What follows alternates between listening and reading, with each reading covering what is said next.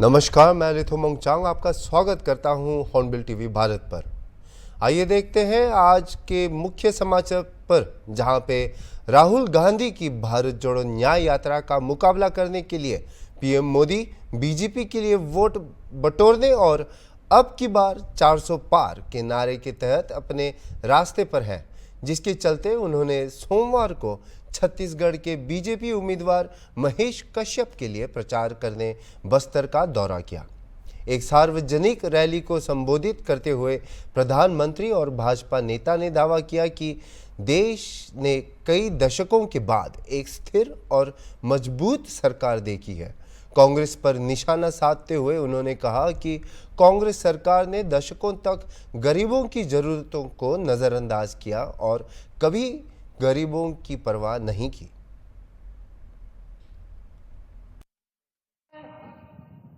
बस्तर के मेरे भाई बहनों ने मोदी की गारंटी पर मोहर लगाई है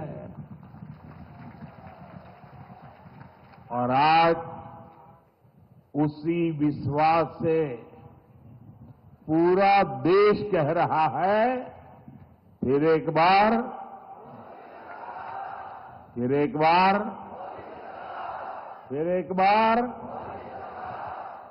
साथियों, अनेक दशकों बाद देश ने भाजपा की स्थिर और मजबूत सरकार देखी है। हमारी सरकार की सबसे बड़ी प्राथमिकता रही गरीब का कल्याण। आजादी के बाद दशकों तक गरीब की जरूरतों को कांग्रेस की सरकारों ने नजरअंदाज किया। कांग्रेस ने कभी गरीब की चिंता नहीं की, उनकी परेशानियों को समझे तक नहीं। कांग्रेस के सबसे बड़ी परिवार के अमीरों को कभी महंगाई का मतलब समझ ही नहीं आया। आपने 2014 में गरीब के इस बेटे को देश की सेवा का अवसर दिया। कच्ची छत के नीचे रहने की तकलीफ क्या होती है,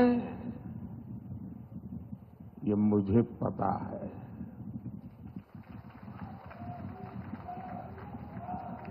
जब घर में राशन नहीं होता तो एक मां पर क्या बीतती है, ये मुझे पता है।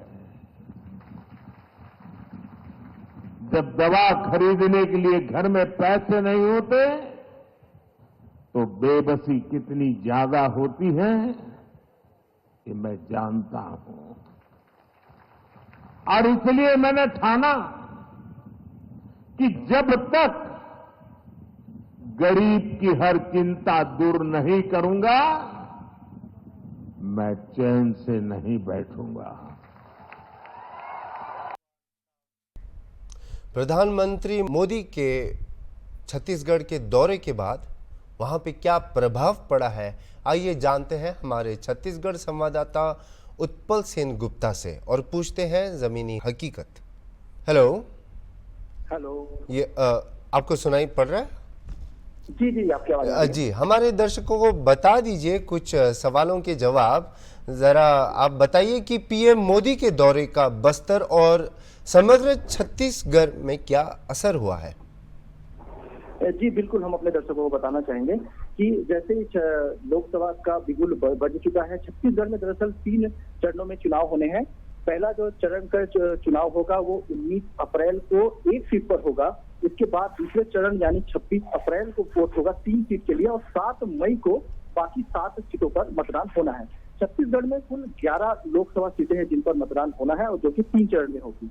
छत्तीसगढ़ में होने वाले प्रथम चरण के मतदान को लेकर प्रधानमंत्री नरेंद्र मोदी कल छत्तीसगढ़ के बस्तर पहुंचे थे, जहां पर करीब 1 लाख से ज्यादा कार्यकर्ता और आम जनता उनको सुनने पहुंची थी, जिस पर करीब 5 विधानसभा से कार्यकर्ता मौजूद थे। इसके साथ ही प्रदेश के जो मुख्यमंत्री हैं विष्णुदेव साय, उनके साथ प्रदेश के जो अध्यक्ष बीजेपी सेल के किरण देव भी उपस्थित थे। इसके साथ ही दोनों जो डिप्टी सीएम हैं वो भी मुख्यमंत्री के साथ प्रधानमंत्री की मौजूदगी में बक्सर की सीट पर मौजूद रहे। और इसके साथ ही जो छत्तीसगढ़ में भी 4 महीने पहले ही विधानसभा के चुनाव हुए हैं, इसके जिसमें भाजपा ने बहुत ही ज्यादा बहुमत से अपनी सरकार बनाई है और 4 महीने बाद ही लोकसभा का चुनाव का बिगुल बजा है। तो जाहिर सी बात है, जो चुनाव में भाजपा ने अच्छे खासे वोट हासिल करके अपनी सरकार बनाई है, तो कार्यकर्ता काफी उत्साहित है, मोटिवेट है, चार्ज है, जिसका फायदा उनको लोकसभा में मिलेगा। और अभी जब प्रधानमंत्री खुद छत्तीसगढ़ दौरे पर आए हैं, तो सीधी सी बात है कि प्रधानमंत्री जो कि मोदी की गारंटी नाम लेकर विधानसभा में जीत हासिल की है भाजपा ने, तो उसका भी फायदा मोदी जी के आने के बाद लोकसभा की 11 सीटों में मिलती दिख सकती है भाजपा को। क्योंकि पिछले चुनाव के अगर 2019 की बात करें तो भाजपा 11 में से 9 सीटों पर जीत दर्ज की थी, तो 2 ही सीटों पर कांग्रेस को जीत हासिल हुई थी। लेकिन इस बार जो बीजेपी ने आंकड़ा दिया है कि अब की बार 400 पार, तो कहीं ना कहीं पूरी एड़ी चोटी का जोर भाजपा की तरफ से लगाया जा रहा है। सारे स्टार प्रचारक अपने क्षेत्र में प्रचार में जुड़ गए हैं, सारे प्रत्याशियों के लिए वोट मांगे जा रहे हैं। तो कहीं ना कहीं ये एक संकेत देता है कि इस बार 400 पार का जो नारा है मोदी जी का, उसको कहीं ना कहीं सही साबित किया जाएगा। क्या 2024 लोकसभा के जो चुनाव आ रहे हैं, इसमें कांग्रेस और भाजपा के बीच कोई बराबरी का मुकाबला या कुछ इस प्रकार का माहौल दिखाई दे रहा है, या कहें कि जैसे कि सब कह रहे हैं लेवल्ड प्ले फील्ड, इसका माहौल कुछ दिख रहा है, या भाजपा का ही जो उनका जो वेव है उनका ज़्यादा स्ट्रॉन्ग दिखाई दे रहा है? कैसा है वहाँ पे? जी बिल्कुल, जैसे कि आपने वेव की बात की, लहर की बात की, तो एक कहीं ना कहीं जैसे मैंने पहले बताया कि कहीं ना कहीं अभी 4 महीने पहले जो भाजपा ने अपनी बहुमत से सरकार बनाई है, तो सारे कार्यकर्ता चार्ज हैं, ठीक है। और भाजपा ने अपने मैनिफेस्टो में जो 2 चीजें खास तौर पे लिखी थी, एक महतारी वंदन योजना, जिसमें सारे मापदंड जो के अनुसार जो महिलाएं आएंगी उनको 1000 रुपए महतारी वंदन योजना के तहत 1000 रुपए उनके खाते में दिए जाएंगे। इसके साथ ही जो छत्तीसगढ़ में CST घोटाला हुआ था, उसमें जो भी दोषी है उनके लिए CBI जांच, तो वो दोनों ही चीजें सरकार लागू होते ही उन्होंने जारी कर दिए, जिसके लिए लोगों का भरोसा कहीं ना कहीं भाजपा जीतती नजर आ रही है। और उसी का नतीजा है कि पिछली बार से इस बार जो 2 सीटें रह गई थी, 9 सीटें बीजेपी ने जीती थी और 2 सीटें कांग्रेस जीती थी, इस बार लग रहा है कहीं ना कहीं कि भाजपा की तरफ जनता का लगाव जो है वो मुड़ रहा है। जी, और जिस तरह अभी कुछ पिछले दिनों में हम लोग देख रहे हैं, जैसे कि नक्सलियों के खिलाफ बहुत कार्यवाही चल रही है, और जिस तरह से जो लॉ एंड ऑर्डर की जो स्थिति है छत्तीसगढ़ में, जिस तरह से सरकार उसको काबू में रख रही है, वो क्या भाजपा के मतलब उनके फेवर में कुछ काम कर रही है या नहीं? लोगों का क्या सोच है इस बारे में? देखिए, छत्तीसगढ़ में ये समस्या बहुत बड़ी समस्या है, नक्सली समस्या जो है, इससे छत्तीसगढ़ बहुत समय से जूझता आ रहा है। और बस्तर का जो बेल्ट है, करीब कई जिले उसमें घोर नक्सली क्षेत्र आते हैं, जिसमें काफी ज्यादा सर्चिंग पॉइंट पुलिस के द्वारा लगाए जाते हैं और समय समय पर सर्चिंग के साथ साथ ही समय समय पर एक्शन लिया जाता है, तैनाती की जाती है, नई ज्वाइनिंग की जाती है। अभी जब छत्तीसगढ़ सरकार बनी भारतीय जनता पार्टी की छत्तीसगढ़ में, तो जो डिप्टी सीएम है और गृह मंत्री है विजय शर्मा जी, उन्होंने साफ साफ नक्सलियों को संदेश दिया कि अगर आप बात करना चाहते हैं, सामने आकर नहीं बात करना चाहते, तो मुझसे वीडियो कॉल में बात करें, आपकी परेशानी हमसे बताएं, हम समस्या का समाधान निकालेंगे, ताकि शहर में, जिले में या छत्तीसगढ़ में लॉ एंड ऑर्डर बना रहे, आपकी समस्या का समाधान हो। बातें रखने के कई तरीके हो सकते हैं, तो आप वीडियो कॉल में आके हमसे बात करें, ताकि क्या है छत्तीसगढ़ में जो शांति व्यवस्था है बना रहे, लॉ एंड ऑर्डर बना रहे। तो कई तरीके का जो कार्य है वो छत्तीसगढ़ सरकार द्वारा किया जाता रहा है। इससे पहले कांग्रेस सरकार थी, तो उनके द्वारा भी कई पहल की गई थी, लॉ एंड ऑर्डर मेंटेन करने के लिए, नक्सलियों से बात करने के लिए कई पहल किए गए थे। मगर ये जो समस्या है, इसका प्रॉपर कोई निराकरण संभव दिख नहीं रहा है कि जो भी सरकार आ रही है वो अपनी तरफ से पहल तो कर रही है, लेकिन नक्सली जो समस्या है इसको डिनाई नहीं किया जा सकता छत्तीसगढ़ से। जी जी, और एक आखिरी प्रश्न मैं पूछना ये चाहता हूं कि क्या धर्म और जातिवाद कुछ मुद्दे हैं इस इलेक्शन में छत्तीसगढ़ में? देखिए, जहां चुनाव है वहां धर्म जातिवाद कहीं ना कहीं आ ही जाता है, कितना भी कोई भी पार्टी इस चीज को नकारे, लेकिन ये चीजें रहती ही हैं।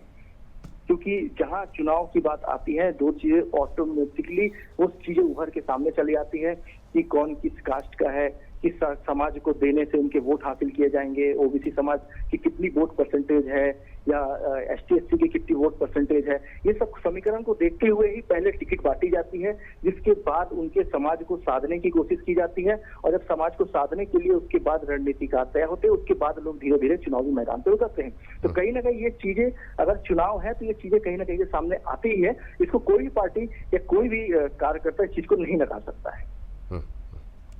जी ठीक है, हमसे जुड़ने और हमें अपडेट करने के लिए बहुत धन्यवाद। छत्तीसगढ़ में क्या होगा, फैसला तो जनता ही कर सकती है। क्या पीएम मोदी के दौरे से बीजेपी के वोट बैंक पर क्या पड़ेगा असर, वह भी अनिश्चित है। हम नजर रखेंगे और आपको छत्तीसगढ़ की ताज़ा खबरों से अपडेट करते रहेंगे। आइए देखते हैं आगे की खबरें, जहां पे संभावित खतरों को देखते हुए केंद्र ने मुख्य चुनाव आयुक्त राजीव कुमार को देश भर में जेड श्रेणी की सीआरपीएफ सुरक्षा मुहैया कराई है।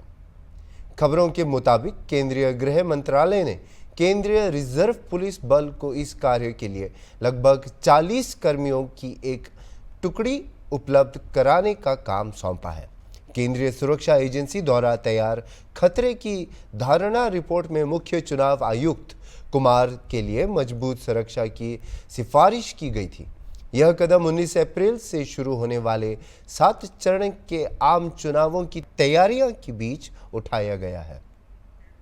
Jammu Kashmir Peoples Democratic Party की प्रमुख महबूबा मुफ्ती ने मंगलवार को कहा कि भारतीय जनता पार्टी ने कश्मीरी पंडितों को एक हथियार के रूप में इस्तेमाल किया, उनके दर्द और पीड़ा का इस्तेमाल किया और वोट पाने के लिए इसे देश को बेच दिया। उन्होंने कहा कि इसके बावजूद बीजेपी ने उनके लिए कुछ नहीं किया। सबसे पहली बात तो ये है कि ये जो रोशन लाल जी थे, ये मेरे वालिद मुफ्ती साहब के बहुत ही नज़दीकी दोस्त थे, करीबी दोस्त थे, और इनका कमाल देखिए कि इतने बुरे हालात के बावजूद ये यहाँ टिके रहे, यहाँ रहे और यहाँ अपनी ज़िंदगी सारी गुजार दी। तो ये तो क्योंकि मतलब जिस तरह जम्मू कश्मीर के लोगों को बदनाम किया जाता है पूरे मुल्क में, फिल्में बनाई जाती हैं, तो मेरे ख्याल में उन फिल्मों का जवाब है इनका यहाँ रहना और भाईचारे से रहना। यहाँ के जब इनकी डेथ होगी तो यहाँ के जो लोग कितना रश रहा, कितने लोग इनके घर आए गए, तो मुझे लगता है भाईचारे की ये सबसे बड़ी मिसाल है। और इसके साथ ही जो हमारे कश्मीरी पंडित भाई बहन है जो बहुत मुश्किल हालात में जहाँ जम्मू में या कहीं रह रहे हैं, तो मुझे लगता है उनके सरकार हो या महबूबा मुफ्ती हो या कोई और हो या बीजेपी की सरकार हो, मुझे लगता है उनको यहाँ आके सेटल होने में किसी की मदद की ज़रूरत नहीं है। हम कश्मीरी लोग जो हैं, जो आम कश्मीरी है, वो चाहते हैं हमारे कश्मीरी पंडित वापस आएँ और जिस तरह हम रहते थे बहुत खूबसूरत जगह होती थी। मतलब जब मिलजुल के आप रहते हैं, कश्मीरी भी है, पंडित भी है, सरदार भी है, बुद्धिस्ट भी है, क्रिश्चियन भी है, मुसलमान भी है, तो उसकी एक अपनी शक्ल होती है। तो उनका मैं समझती हूँ रोशन लाल जी का यहाँ इन हालात में रहना, तो ये एक सबक है जो आज मुल्क में हो रहा है। जिस तरह हमारे कौम के लोगों को लिंच किया जाता है, उनको मार दिया जाता है, उनकी पिटाई की जाती है, उनको हमारी मस्जिदों को तोड़ा जाता है, हमारे मदरसों को तोड़ा जाता है, हमारे मुसलमान जो उनके घरों को तोड़ा जाता है, उनके जो बेचारे रेडी पे काम करते हैं उनकी वो सारा सामान फेंका जाता है। तो मैं समझती हूँ कि मुल्क के जो हमारे लोग हैं, जो हमारे हिंदू भाई बहन हैं, जो ज़्यादातर सेक्युलर हैं, वो ये तोड़ फोड़ नहीं करना चाहते हैं। तो मैं कहती हूँ उनके लिए ये सबक है कि रोशन लाल जी इतने मुश्किल हालात में यहाँ रहे और मुसलमान और कश्मीरी पंडित आपस में जिस तरह मिलजुल के रहते थे उसी तरह आज भी मिलजुल के रहने के लिए तैयार हैं। नहीं, मैं तो रिहेबिलिटेशन की, मैं तो जनरल यहाँ आई हूँ, मैं तो आप लोगों से बात भी नहीं करना चाहती थी। आपने पूछा नहीं, वो तो बीजेपी ने इनको खाली वोट बैंक की तरह इस्तेमाल नहीं किया, बल्कि एक हथियार, कश्मीरी पंडितों के दर्द को, उनकी तकलीफ को इन्होंने एक हथियार बनाया और पूरे मुल्क में उस हथियार को बेचा, उस हथियार को पूरे मुल्क में इस्तेमाल किया दूसरों के वोट लेने के लिए। हमारे कश्मीरी पंडित भाई, उनके वोट तो बहुत ज्यादा नहीं है, मगर उनके दर्द को, उनकी तकलीफ को बीजेपी ने घर घर जगह जगह जाके हथियार की तरह इस्तेमाल किया, मगर और उनके लिए कुछ भी नहीं किया। लेकिन समझ आ गया है। अगर आपको याद है, इन सालों में जब से यहाँ बीजेपी की सरकार डायरेक्टली बनी है, जो कश्मीरी पंडित लोग यहाँ रहते भी थे वो भी यहाँ से छोड़ के चले गए, ऐसे हालात बन गए। हरियाणा के प्रमुख भाजपा नेता और पूर्व केंद्रीय मंत्री चौधरी बीरेंद्र सिंह मंगलवार को कांग्रेस में शामिल हुए। उनके बेटे और हिसार से मौजूदा सांसद भुजेंद्र सिंह के कांग्रेस में शामिल होने के लगभग एक महीने बाद बीरेंद्र सिंह राष्ट्रीय राजधानी में पार्टी मुख्यालय में रणदीप सुरजेवाला और पवन खड़ा सहित पार्टी नेताओं और समर्थकों की उपस्थिति में कांग्रेस में शामिल हुए। उनके साथ चौधरी बीरेंद्र सिंह की पत्नी प्रेमलता सिंह भी पार्टी में शामिल हुई। सिंह ने शामिल होने के कार्यक्रम में बोलते हुए कहा कि उनका कांग्रेस पार्टी में वापस आना विचारधारा की वापसी है। बीरेंद्र सिंह प्रधानमंत्री नरेंद्र मोदी के नेतृत्व वाली पहली सरकार में केंद्रीय इस्पात मंत्री थे। उन्होंने ग्रामीण विकास, पंचायती राज और पेयजल एवं स्वच्छता मंत्री का भी कार्यभार संभाला। बीरेंद्र सिंह हरियाणा में हुड्डा के नेतृत्व वाली कांग्रेस सरकार में भी मंत्री रह चुके हैं। मैं दो बात आपको कहूंगा। एक तो ये कि बहुत से साथियों ने इश्तिहार भी लगाए हुए मेरे गाड़ियों पे कि घर वापसी। मैं ये कहता हूं, घर वापसी के साथ साथ घर वापसी तो अलग चीज है, विचारधारा की वापसी है। ये विचारधारा की वापसी, और मैं इसलिए ये बात कह रहा हूं कि मैंने मान्यताओं को निभाया है। जिस दिन पहले दिन मेरा मन बना कि मैं कांग्रेस पार्टी में जाके अपनी बात कहूं, तो मेरे को जयराम रमेश जी से मेरा संपर्क पहली बार हुआ, और जयराम रमेश जी से जब मैंने अपना जिक्र किया तो उनके शब्द थे ये जो मैं दोहराना चाहता हूं, जिसकी जरूरत है इस देश की पॉलिटिक्स में, इस देश में के प्रजातंत्र में। जयराम रमेश जी कह रहे थे कि आप बेशक विपक्ष में रहे हैं, मतलब कांग्रेस के विपक्ष में। रक्षा मंत्री राजनाथ सिंह ने 9 अप्रैल को कांग्रेस की आलोचना करते हुए कहा कि कांग्रेस पार्टी का घोषणा पत्र भारत को पीछे ले जाएगा। आइए सुने उन्होंने क्या कहा। भारतीय जनता पार्टी के नेतृत्व की एनडीए सरकार का प्रश्न है। हम 2047 तक भारत को एक विकसित भारत बनाने का संकल्प लेकर आगे बढ़ रहे हैं, और मैं मानता हूं कि जो कांग्रेस का चुनावी घोषणा पत्र जारी हुआ है, वह यदि वह कहा जाए कि वह भारत को पीछे ले जाने वाला है, तो यह कहना भी अतिशयोक्तिपूर्ण नहीं होगा। यदि मैं डिफेंस की बात करूं, तो मैं पूरे विश्वास के साथ मैं कहना चाहूँगा, देशवासियों को बताना भी चाहूँगा कि रक्षा क्षेत्र में भारत ने काफ़ी मजबूती हासिल की है। सारी बातों को छोड़ दीजिए, केवल जो भी हथियार, जो वेपन्स, मिसाइल्स, टैंक, गोले, एमिनिशंस जो हम दुनिया के दूसरे देशों से इंपोर्ट करते थे, आयात करते थे, आज भारत की यह स्थिति हो गई है कि 2014 में जहां पर केवल 600 करोड़ रुपए का भारत एक्सपोर्ट करता था डिफेंस आइटम्स का, आज वही भारत डिफेंस आइटम्स का 21,000 करोड़ रुपए से अधिक का एक्सपोर्ट कर रहा है। और मैं देशवासियों को यह भी बतलाना चाहता हूं, कुछ ही महीनों में और अधिक जानकारी लोगों को प्राप्त होगी कि हम कितना और एक्सपोर्ट आगे करने वाले हैं। देखिए, 5 वर्षों में एक भी करप्शन के आरोप जो है हमारी गवर्नमेंट के ऊपर नहीं लगे, जबकि रक्षा से संबंधित जो सौदे होते थे पहले, उसमें आपने देखा होगा कि कांग्रेस की गवर्नमेंट पर करप्शन के भी आरोप लगे हैं। सारी दुनिया ये देख रही है कि भारत सचमुच आर्थिक दृष्टि से भी एक विश्व की ताकत लगातार बनता जा रहा है। आतंकवाद के प्रश्न पर यदि हम देखें, तो कांग्रेस की जब सरकार थी तो आतंकवाद के सवाल पर मुझे लगता है पता नहीं क्यों बचते थे, और केवल देश की जनता को कहते थे कि इस प्रकार की आतंकवादी वारदातें तो देश में छोटी मोटी होती रहती हैं। लेकिन आपने देखा कि मोदी जी के नेतृत्व की यह सरकार ने आने के बाद कितनी मजबूती के साथ, कितनी गंभीरता के साथ इस आतंकवाद के संकट को लगभग समाप्त कर देने में कामयाबी हासिल की है। पहले देश के कई राज्यों में इधर उधर की बराबर आतंकवादी घटनाएं होती रहती थी, समाचार पत्रों में खबरें सुनने को मिलती थी। लेकिन आज यदि कश्मीर को छोड़ दिए, शायद 1-2 महीने में कोई घटना हो गई तो हो गई, नहीं तो अब देश में कहीं पर आतंकवादी वारदात नहीं होती है। उसका कारण है पड़ोसी देशों को भी एहसास है कि भारत पहले का भारत नहीं है। यदि भारत के साथ अधिक छेड़छाड़ की गई तो भारत उसका मुंहतोड़ जवाब दे सकता है। सब मिला जुलाकर मुझे कहना हो कि कांग्रेस के घोषणा पत्र के संबंध में तो यह रिग्रेसिव डॉक्यूमेंट है, इसे प्रतिगामी डॉक्यूमेंट कहेंगे। और भारतीय जनता पार्टी बराबर जब घोषणा पत्र जारी करती है तो उसका घोषणा पत्र एक प्रोग्रेसिव डॉक्यूमेंट होता है। दोनों के बीच एक मौलिक अंतर यह है। और मैं कांग्रेस के चुनावी घोषणा पत्र के संबंध में यही कहना चाहूंगा कि दिवालिया हो चुके बैंक के चेक से अधिक या कुछ नहीं है। अभी तक के लिए इतना ही और खबरों के लिए देखते रहिए हॉर्नबिल टीवी।